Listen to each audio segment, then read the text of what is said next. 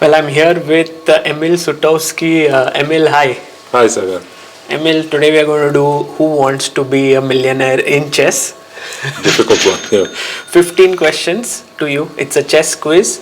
And if you get all of them right, then you win this contest. And Without becoming a millionaire. and you have 3 lifelines here.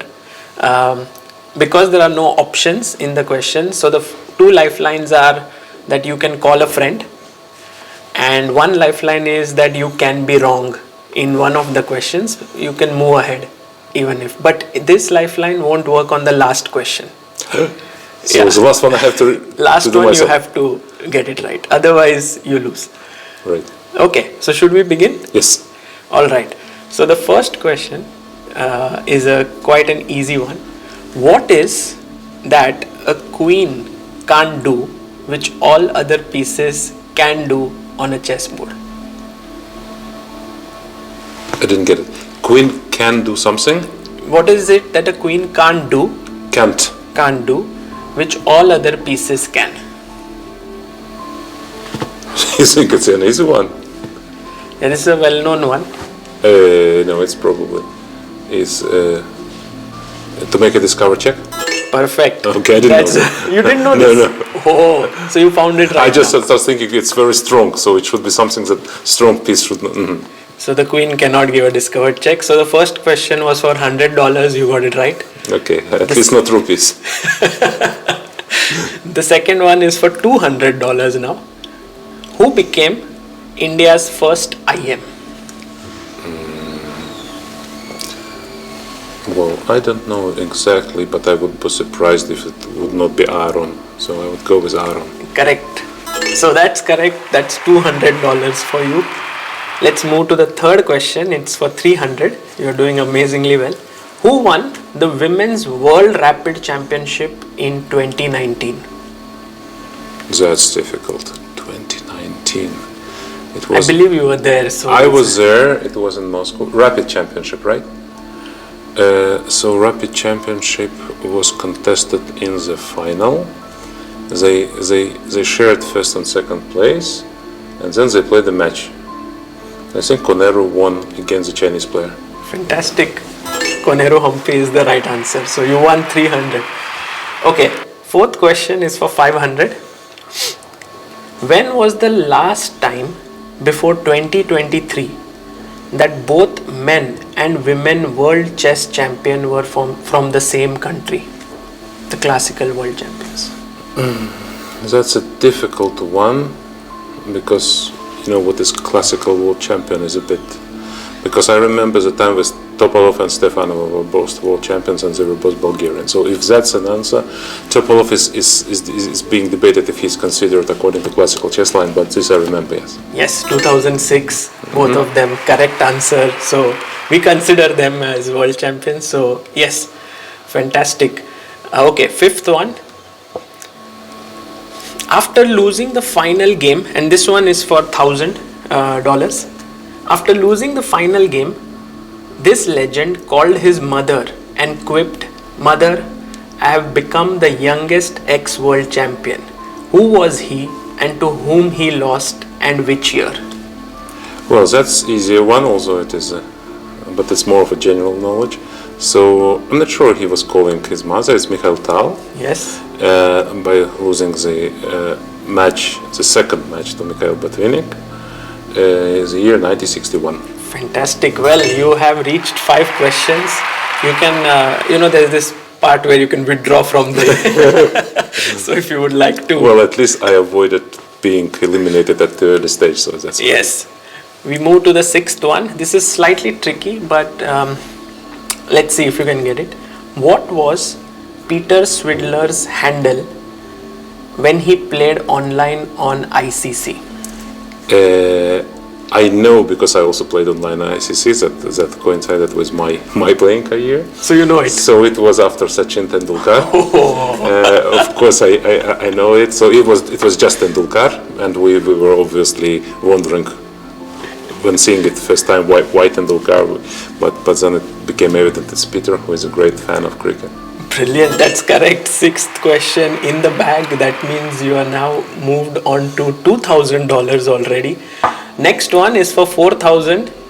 How many World Championship matches did Botvinnik play? Well, that's easy to calculate one by one, so we can start. So in 1951 he played the first match against Bronstein. In 1954 he played the second match against Smyslov. 1957 he played the third match against Smyslov again.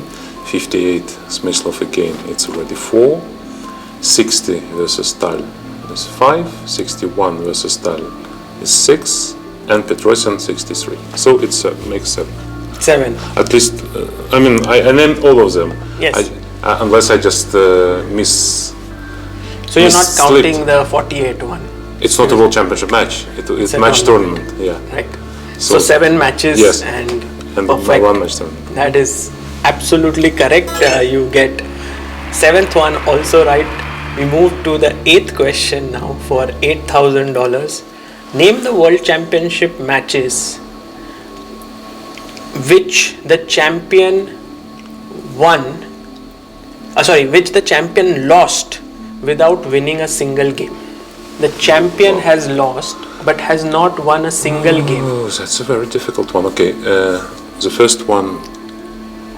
Okay, let's go with an easy one. Lasker lost to Capablanca. I think it was 0 wins, 4 losses, and 10 draws. That was the score. That's the easy one. Which year was it? Do you remember? Lasker lost to Capablanca 1921. Fantastic. I need some bonus point for that. I don't know, some additional lifeline. I don't know. Then, unfortunately, Vichy lost to Magnus. This I also remember. The first match he lost. Okay, it was the match where he was a champion. Right. And Kasparov lost to Kramnik in year 2000 without winning any games. So he lost 2 games and they drew 13 games. I don't recall any other matches. Am I wrong somewhere, or there is one? You are too good. You're too good. Perfect answer. And I think you're just acing it. You have not used a single lifeline. You moved to 8 questions. So very well done. But maybe now the tough ones begin. 9th one. This is for $16,000. Who among modern classical world champions has Judith never won a single game in either classical or rapid format that she has played against? Okay, this is down to Vichy and Kramnik. I think it must be Vichy.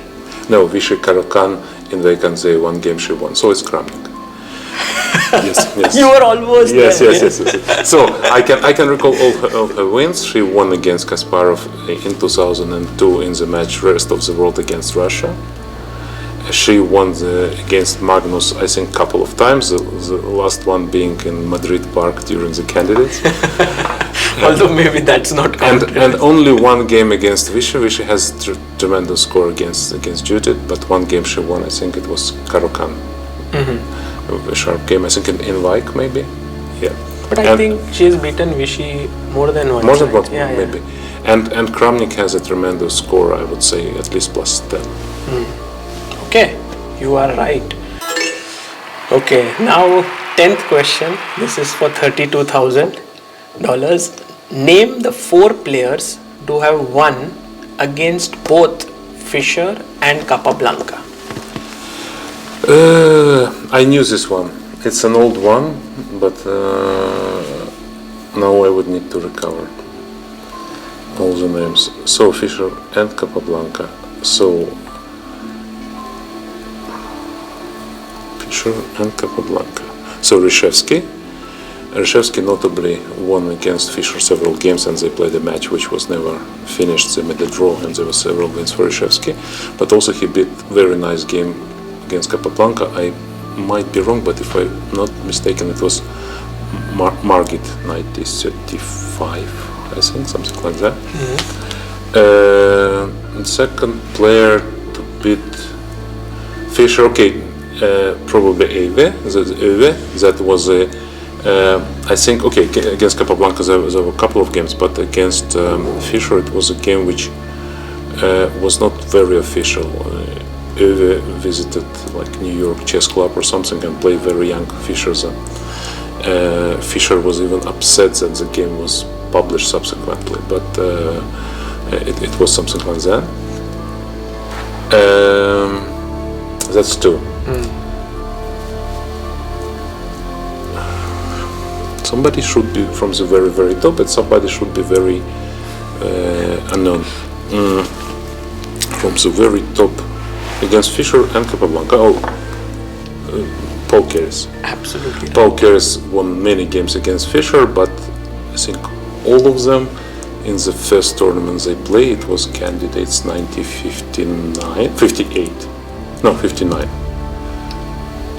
Yes, candidates 1959. I think 2 games at least Keres won. I think in total he won maybe 3.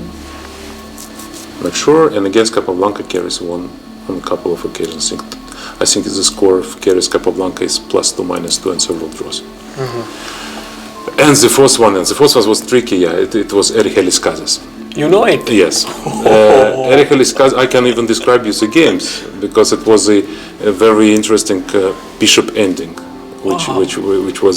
which seemed like maybe Fischer would be holding, or it was against Capablanca. The one with the bishop ending, I think maybe it's against Capablanca, white king on c6, pawn on d6 or something, and bishop maneuvering and the suksa. Wow. Yes, Erich Eliskazes was a very good player actually. His career was German. Russia's contrary to the most of players by that time. He was German, but still the career was ruined. By the end of 30s, he was one of the top players in the world, maybe top 10. And although he became Grandmaster in 1950, was awarded the title, he was never as high positioned as he could have been if not for the war that happened. This is just brilliant. He was. I said that he was German. He was maybe. I mean, he was Austrian rather than German. I think it's not clear exactly. Fantastic. Well, you have cracked 10 questions. Now only 5 remain. And I have my friend Martinov ready for a call. And that is scary because he is also very good. So now it seems like you might win this, but let's see. 5 more to go. The 11th question now for $64,000. Who is the oldest player ever to win a national championship? That's a very difficult one. That's too difficult one. I even don't know if such a thing exists formally. Who is the oldest player to win a national championship? Do you have stats for all the champions? I know there is a lady from Bangladesh who is playing extremely successful, and she won something like at the age of 73. But I'm afraid that's Rani Hamid, yes, but yes. It's not the right answer. But do you consider women or you consider it in general? How it happens? Yeah, anyone. Anyone. Oldest ever to win the national championship. Oldest ever to win the national championships. So how old you must be? You must be over 70 to win it, because 60 must be several cases. But to win the national championships over 70. Was Korchnoi winning the Swiss championship at the last stage? I can't remember. Oldest player to win the national championship. Maybe I deserve some hint for the bonuses I collected early on. Well, you are right actually. Korchnoi won the Swiss, yeah. Yeah, but I remember he won one of the last championships, but it was open championship. So I think Swiss championships in all the recent years they have been open events. Yes. So everybody could participate, but then the best Swiss would be considered the champion. So that's why I was not sure. Can you guess the year? Let us think about it. So Korchnoi was born in 1931. And he kept playing actively till 2011 on a high level. I think his last very good performance was in 2011 when he managed to beat Fabiano Caruana, who already was entering very top chess. So I think around that time he won. It must be somewhere between 2010 and 2012. Close, it was 2009. Nine. He Okay. was 78 years old. Okay. Brilliant. Amazing. Okay, 12th question. This one is for $125,000. Who is the only Georgian female player to have won the country's national open championship? That was really tough. I didn't know anybody won. I thought I know all the Georgian players well, but this one is really tricky. The country, not a republic, right? No, When the they were country. independent country. The country is Georgian, not USSR. Yeah, but I mean not when they were a part of USSR. No. Because Chiburdonidze was excelling when she was playing in her younger years, but then it was a part of USSR. She won her country championship. Yes. Because the funny thing, which I vaguely remember, that Ketevana Rakamia actually won the championship of Scotland and the Open Championship of Scotland. But her country, maybe her country was Scotland by that time, and that's a tricky question. That's not the answer. Okay, let us think. In recent years, no, Zagnidze didn't win the Open Championship.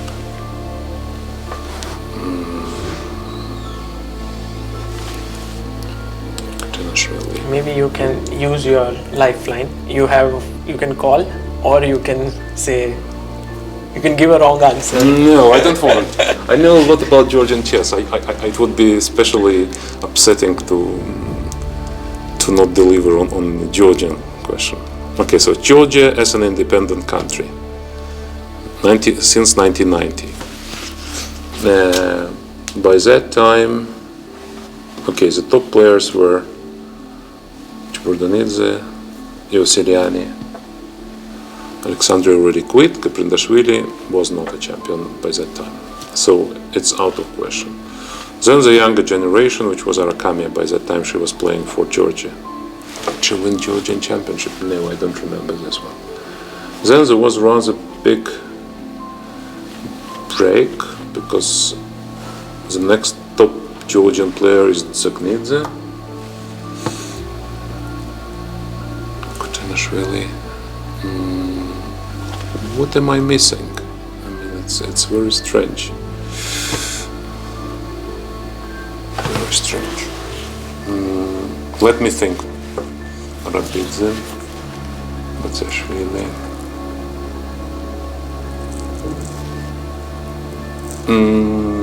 I can try calling Martinov, but okay, I'll tell you what it was. Now it's somehow somewhere hidden in my brain between the FIDE organizing the candidates and World Rapid at the end of this year. Now I remember what it is. There was a knockout tournament, right, where most of the top players did not participate, but still some of the best players participated. It was not long ago. It was around, I would say, around 2015. That was around the time. And now I just have to remember who was there.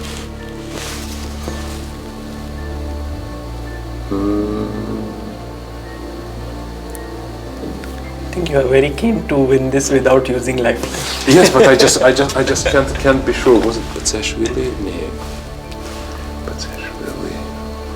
Hortsitze, rest in peace. No, I don't recall her winning. I named everyone, at least. I mean, someone did win of them, but I just... Okay, here's the hint. You have named that person already. I named all the top players. I know them all, from all the generations. I know them personally, and we're friends. But I just... It's not a hint. Give me a real hint. The real hint is that you didn't emphasize that enough, that name.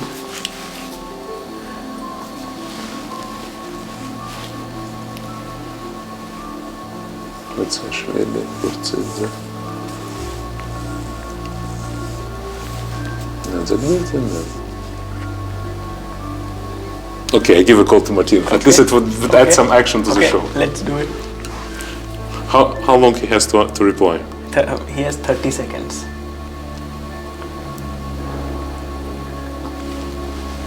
Shall I put him on? I'll Yeah. tell him, so I'll put you. I put you on a volume and everybody can hear you. Okay?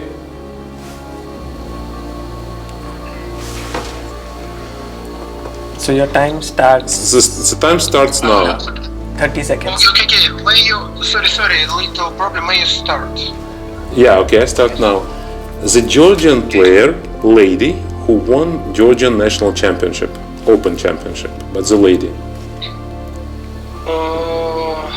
It was in recent years, Sasha. It was. Yes.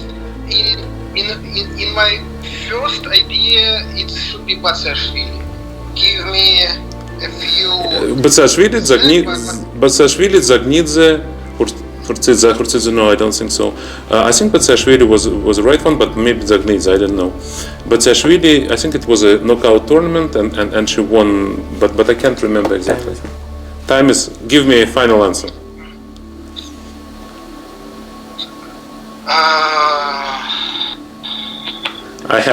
You have to cut. I have to cut. So he was also not sure.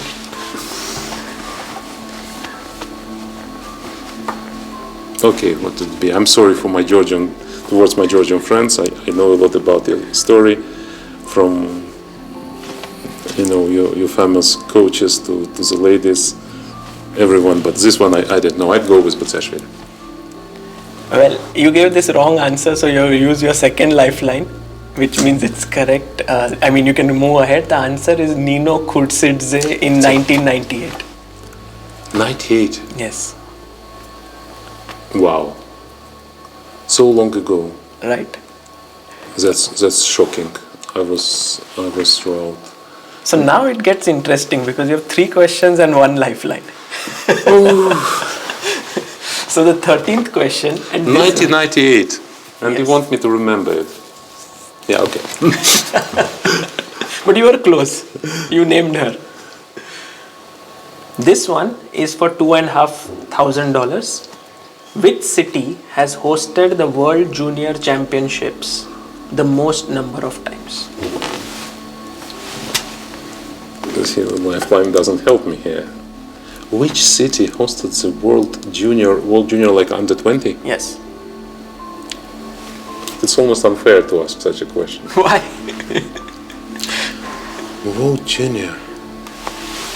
Who would know? Who on earth would know which city hosted it?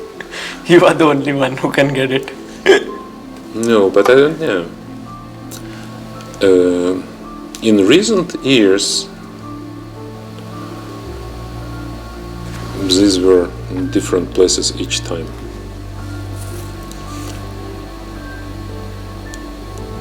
Under 20. It's very tricky. I mean, it's even. Okay, I'll give you a small hint. I need a big hint. It was held 4 times there. How does it help me? I don't know anyone who would host it even 3 times. No, it's almost unfair.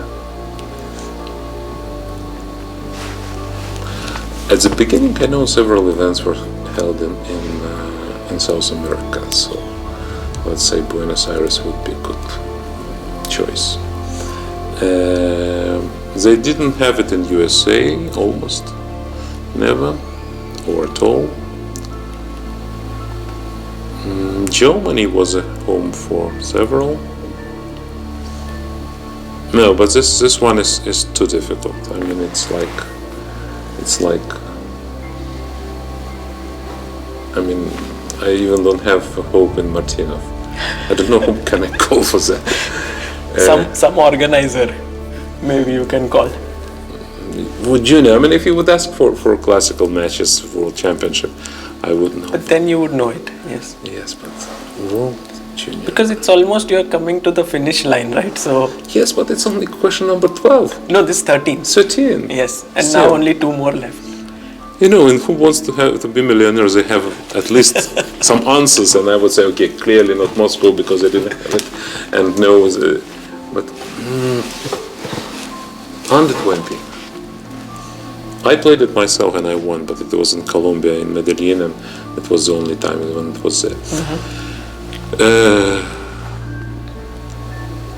So if the city hosted, let's try to deduce, but it's very Okay, I'll difficult. give you a bigger hint. Should I do it? You will tell me that it's the capital of the country. I know it myself that it's the capital of the country because no small place would organize it for 4 times. It is in Europe.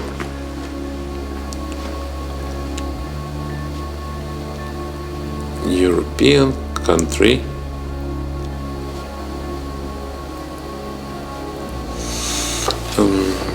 Doesn't become any easier. So you have Come to on, we have already now yeah. cut the world into 50, in 3. Okay, what I know about the championships, let's try and focus about this one. Who won the Famous Championship? Let's say Karpov was in Stockholm. Stockholm would be a good place to have this championship because it was relatively neutral, so Soviets could go there, Westerners for sure could go there. Stockholm is a good option. What are the ones? Amsterdam. I don't remember Amsterdam being for World Championship. At least not many times under 20. Copenhagen. But if you compare Sweden and Denmark, I think Sweden is much more likely. We could also try and deduce it this way. Junior World Championships start, correct me if I'm wrong, something like 1951 was the first edition. By that time the president of FIDE, and many years still, was a Swedish guy. Till 1958 the president was Swedish. So that's very likely. 1958. Rogart, what was his name, the president of FIDE by that time. He was a lawyer coming from Sweden, and that would be logical. He would put it there a couple of times, and this time, then I know that Karpov made it in 90. He became world junior champion in 1970-71. So it already makes 2 or 3 times, and maybe somewhere as well. As I don't have a better version, I have to go with this one. You're going with Stockholm? Yeah. Do you not want to use your lifeline? No, it will not help. I will keep it for the next question. Well, the right answer is Yerevan. Wow. That's shocking. 4 times? Yes. Are you sure? Yes. 99, 2000, 2006 and 2007. 4 times in this? Yes. That is shocking. Well, sorry. So, what we could do is that your lifeline, which was phone a friend, we could replace it by a wrong answer. So, you're left with no lifelines. Oh, right. We should have thought about it from the beginning. That I can use this, yeah. Okay, let's do it. So, now you have 2 questions without lifelines. And now if you give wrong, then you're out. But Yerevan is shocking, because how come 4 times and I didn't know this? I remember, let's go back for a second. Generally, you would at least say it once, No, I remember one event won by Alexander Galkin in Yerevan. This I remember very well. But 4 times, how could I mean, it's something very strange. Maybe I was too focused on my professional career by that time. And you went too much into the past. Didn't. Because I needed to base my answer at least on something that I knew, like Karpov won in Stockholm, and you had FIDE president who was Swedish, and many events were there. That was the... Okay. So, 14th question. After the chess informant came, name the only world champion not to have annotated any game for it. Guys, you're crazy. Okay.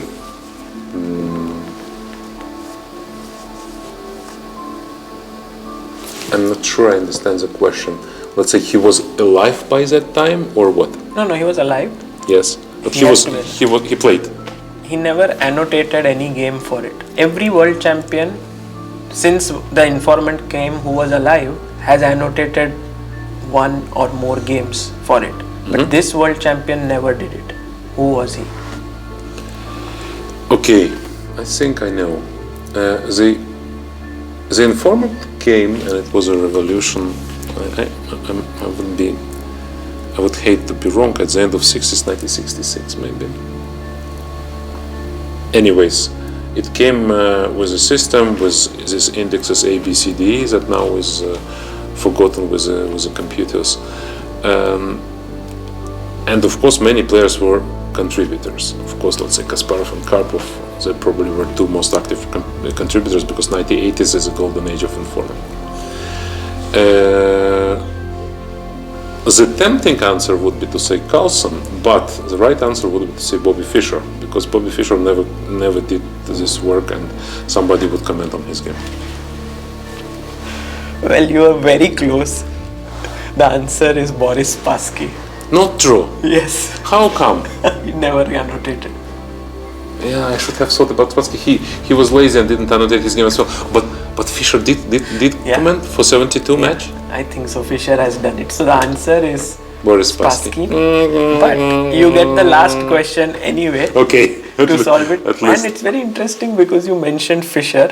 The question is related to Fischer. No, but why? I'll tell you why Fischer. Because Fischer was famous for not willing to do, let's say, not a dedicated work. And informant, by its definition, was not up to large analysis. Typically, you would do it quite short one, often informative, but very short one. And Spassky, I would think, he even didn't write the book of his own best games and so on. But the point being that I thought he would have his trainers comment for him and just write that it was Spassky. Let's say like Bondarevsky would do it for him, or somebody, Geller maybe. And surprising that he did not. For Fischer it must be checked. I think maybe the only contribution there was from the match 1972. Because Fischer was... Yeah, it was strange, even strange that he commented. Okay, Bobby Fischer. Okay, so the last question. In 1965, Fischer played the Capablanca Memorial Tournament from the remote through telegraph in New York, as he was denied traveling to Cuba. Playing black, against whom did Fischer play the Alekhine defense for the first time unintentionally? Unintentionally? Yes. I don't know many games from Fischer in this tournament. He won a nice game against Smyslov in Ruy Lopez, I think, and he lost the good game played by Ratmir Holmov with black in Ruy Lopez as well. I suggest the readers to watch it. Holmov made a nice sacrifice with black knight d4 and to get strong connected pawns. These two games I remember well. Now, against whom he played unintentionally. How you can play unintentionally? Because he was not present there, so he just probably misclicked or mistyped. Clicked. There was no click. Yes, but mistyped in a way. And it went through telegraph, because he played through telegraph from Manhattan Chess Club, as far as I remember. Now, what should have happened after that? If we know that it's unintentionally, he said, I'm sorry, I didn't intend. I intended to play something else. But then the other guys must have declined and say, no, the move is made and you have to continue. Now we have to find a guy who would be rather famous for being not exactly in the spirit of a fair play. The funny thing is that Fischer himself said, let's continue this way. So the way was, the move transmitted was d4, but actually the player had played e4 and Fischer went knight f6 to d4. But then they realized it was e4, so Fischer said, okay, anyway, let's continue. So somebody who played e4, but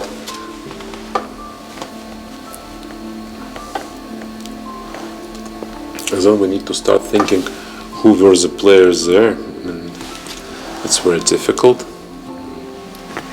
Okay, now we need to think down this line, how we know about the story at all.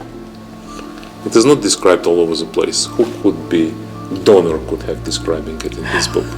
Okay. But So you have never heard of this story? sorry? You haven't heard of No, this no. story? Okay, very interesting. So but Donner was not a player of e4, never. So he would not play e4, he would play d4.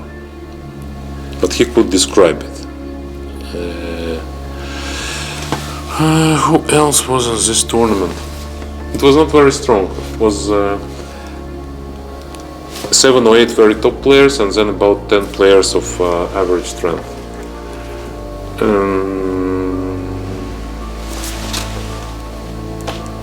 I probably would need a hint, otherwise it would be just wild guessing. Okay.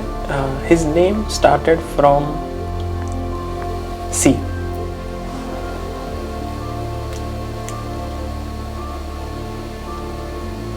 Surname, you mean? Yeah. Not a very famous player, but I mean, I think you would have heard of him. Some probably Latin American player with name to C, right? Cardoso? No. Cardoso beat Fischer once, but it was in a different year. No, the game ended in a draw, by the way.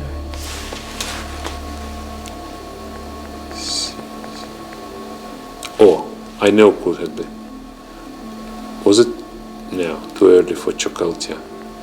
Chocoltia? Yes. Chocoltia, yeah, was a known player, yeah, but I didn't know that he played there. He was, I don't know if he became at the end of the day Grandmaster, but he was a very strong contestant by that time. Yeah. Surely top 30, top 40 in the world, yes. Well, that And you was had it. one spare question there. Yes, I had, but I don't know if I it's need the to right win, one. at least to draw. Okay, I'll ask you the spare question. The question is, who was the first to be awarded the title of Soviet Grandmaster? Okay, that's a good question. You should have put these reasonable questions instead of making me guess how many times who hosted the World Junior. So, it's a good question. It was Boris Verlinsky. You know it. Yes. No, because it's a very interesting story behind it. Not only the answers are interesting. He was Boris Markovich Verlinsky. He hailed from Odessa, and he won the Soviet championship taking place in Odessa. The funny part about this championship is that it was the only time that a very strange system was used. So you had several groups. From groups you qualified to another group, and then to the final of 4. And he qualified and he won it. The actually unusual thing about Boris Verlinsky is that he was deaf. Oh. Yes, he couldn't hear at all, and everybody was, and then you didn't have very good helping devices. So he continued to be a good player. I think in Odessa, I'm afraid to be wrong, but it's 1929 if I remember well. I'm sure that it was 1929. Let's check it, but I'm sure it was 1929. He kept playing in Soviet Championship, also 31. I think he played reasonably well. But then the situation changed because Soviet officials felt very odd that this player would be the first Soviet Grandmaster. How come? You have, such a superpower. You have young Mikhail Botvinnik, who is soon to be world champion, and you have some obscure guy who is aging, not hearing well, and not hearing at all, and he represents Soviet chess school. By that time, it looked absolutely odd. Now we think it was a barbaric decision, and they removed this title from him. Yes. So they took away, and after Botvinnik won the Soviet Championship in 1933, he was awarded the Soviet champion title, and since then he was considered the first Soviet Grandmaster. Which is So a beautiful story. Yeah, yes. And unfortunately, Verlinsky died few years after. I think during the World War II, maybe even earlier, but I think during the World War II. And he was for quite some time forgotten. But now the book was released on him. Just I didn't see the book, but I know it was released recently. So I would suggest to those who like chess history to get used, because there's must be some interesting stories behind that. And I think it was one of the unique cases. I mean, a person with such a disability becoming a champion of USSR, head of many big players. Okay, but when he was young by then, he was 18, but he participated in this championship. And Boris Markovich Verlinsky, yes, was first Soviet grandmaster. Amazing. You know, this quiz, I think very few people could even do what you did. I don't know anyone who has so much knowledge of chess. So you did actually really well. You got 14 out of 16 right. How did you like the questions? I liked the questions. They were reasonable. Almost all of them were. I mean, the question should be difficult enough to answer, but also should be realistic to answer. Yes. The one with World Junior Championship, it was just killing one. I think, I mean, even the story with Chakelta, probably it is described somewhere, and I could have spotted it. I think the only place it could be, maybe it's Donor's Book. I think so. But they were my three friends, Jaikar, Srikanth and Kidambi. Kidambi, you know. Kidambi, no, yes. So they helped, they made this possible. So big thank you to them. Yeah, I also want to thank them. It was a pleasure to try and answer. And once again, sorry for not making it to the final. Well, I'm safe. I don't have to spend $1 million. Thank you, Emil, for this. Thank you, Sagar.